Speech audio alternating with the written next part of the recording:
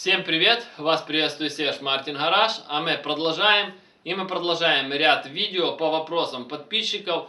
И очень часто мне задают вопрос и в комментариях, и вот так по телефону там люди спрашивают, то есть почему происходит стук на переднеприводных вазах, когда трогаешься. То есть вот трогаешься и удар, стук.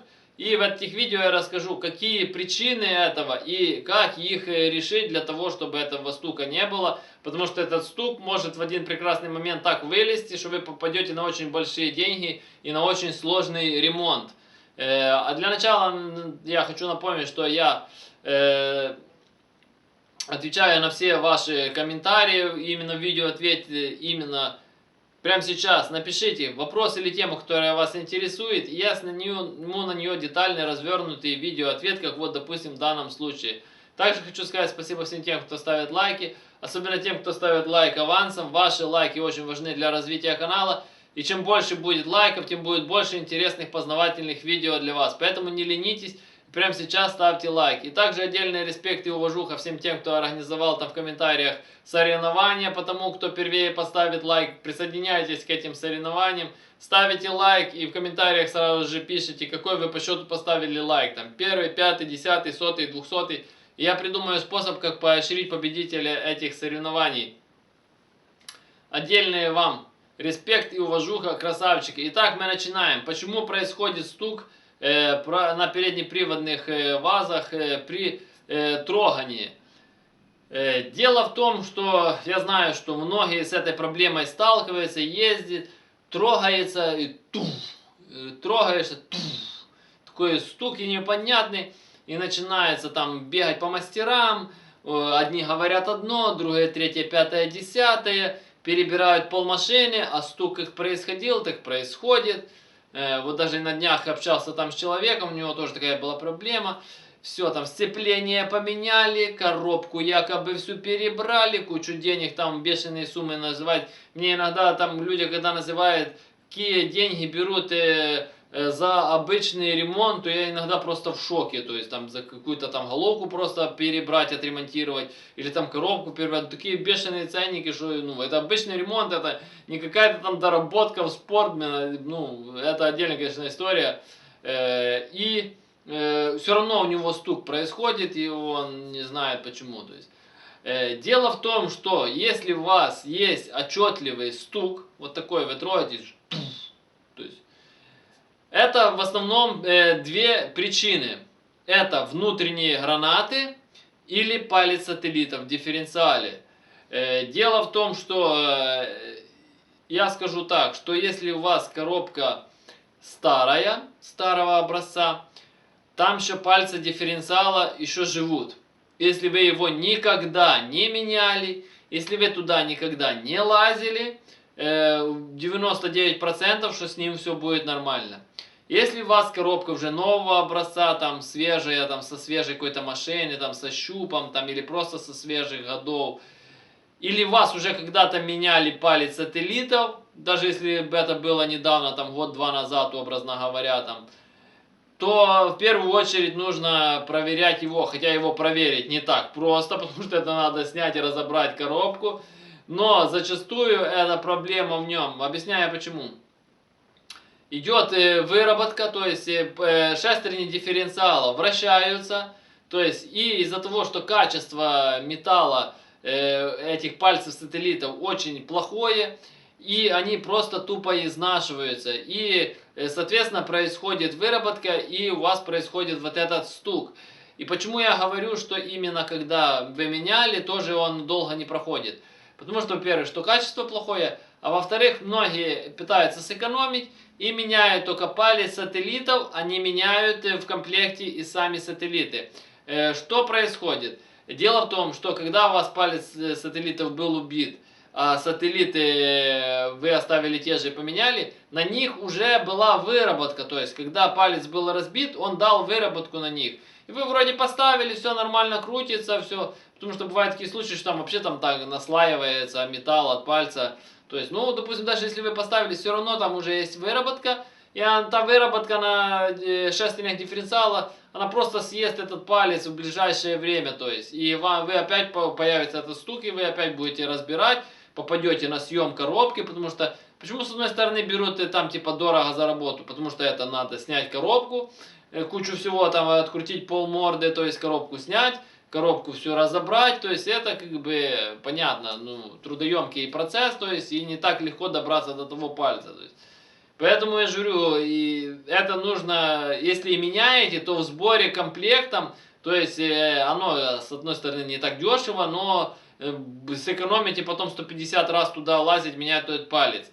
И не ездите долго. И этот звук, если вы видите, что он все громче, громче, отчетливее, отчетливее, это значит износ идет больше. И в один прекрасный момент его просто сломает. И его, если сломает, он может там наделать таких делов в коробке, чтобы вплоть до того, чтобы пробить корпус коробки или разломать всю внутрянки коробки.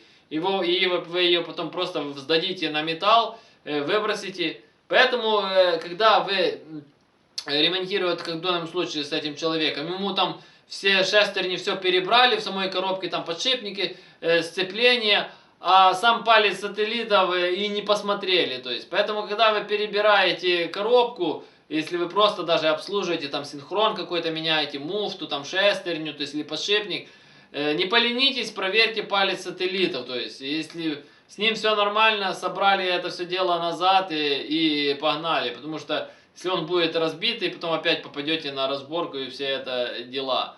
Дальше. В принципе, можно до того, как вы уже снимете коробку, начнете разбирать, и вы снимаете привода, то есть гранаты, можете их проверить, то есть если не хотите там залазить в коробку, там спешить, да, можете для начала, то есть проверить гранаты, это самый простой способ.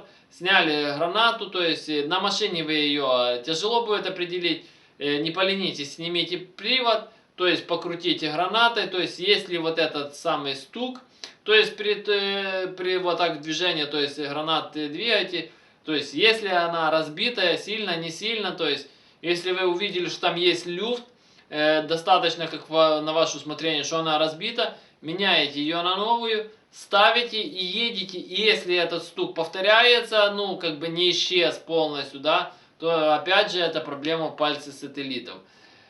Чтоб стучало сцепление, такое тоже бывает. Может, допустим, там и корзина пойти по одному месту, и сам диск, ну, это ее надо ушатать до такой степени, чтобы там, я не знаю, оно отвалилось. Это даже у меня за все время один раз только было, из-за того, что я жесткие старты, корзину у меня просто оторвало саму прижимную часть от лепестков, ее просто оторвало, то есть, и то там оно ездило до последнего, я просто разбирал, снял, и оно там, в принципе, как бы особо ничего там не стучало как таковое.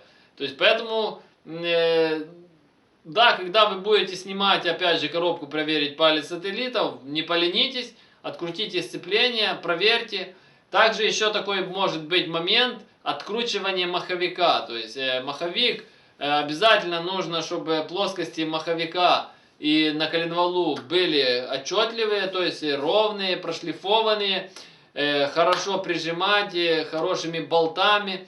Обязательно на резьбовой герметик садите болты, то есть потому что от вибрации они очень часто выкручивают, потому что на него происходит нагрузка. И если у вас уже маховик один раз откручивался, то есть у меня я сталкивался с этой проблемой на боевом двигателе, ну просто я задалбивался, у меня просто маховики пару, ну не пару заездов, ну там 10-20 заездов у меня откручивался маховик, то есть я там и уже и плоско и на герметике садил, там и плоскости шлифовал, то есть ну что я только не делал, то есть по-нормальному пришлось поставить новый коленвал с нормальной плоскостью, новый маховик с нормальной плоскостью, новые болты, и посадить это все на герметике и хорошо выжать.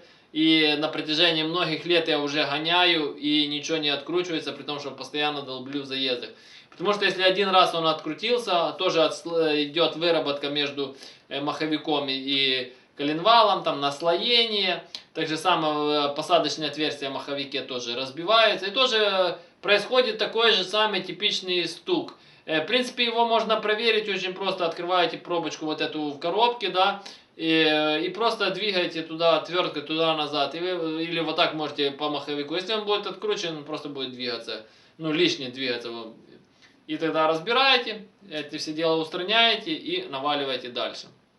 Поэтому я же говорю, есть очень много нюансов, и нужно их последовательно проверять, потому что, чтобы там не перебирать пол машины, и чтобы так и не найти причину. А я напоминаю, что я занимаюсь доработками головок блока и карбюраторов. Каждый из вас может прислать свою головку блока или карбюратор на доработку. Работаю по наложке новой почты, вы присылаете, я дорабатываю, отправляю вам назад по наложке новой почты. То есть оплата за работу, когда забираете назад готовые детали. Вам, грубо говоря, останется их прикрутить и полететь. На главной странице моего канала есть отдельные плейлисты о доработке головок, отдельно о доработке карбюраторов, отдельно о том, как валят мои машины с этими доработками.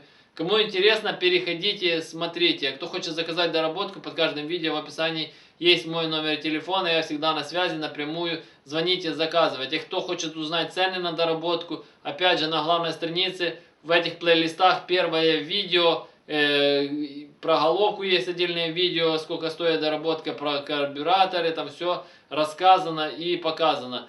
Номер телефона непосредственно для заказа доработок. Все вопросы, комментарии, консультации пишем внизу под видео, все их читаю, по возможности стараюсь на все их отвечать. Кому понравилось данное видео, ставим лайк, подписываемся на канал, кто еще не подписался. Жмите на колокольчик, чтобы получать уведомления о новых видео. Делитесь данным видео со своими друзьями, репостите данное видео. Всем спасибо за внимание, всем до свидания.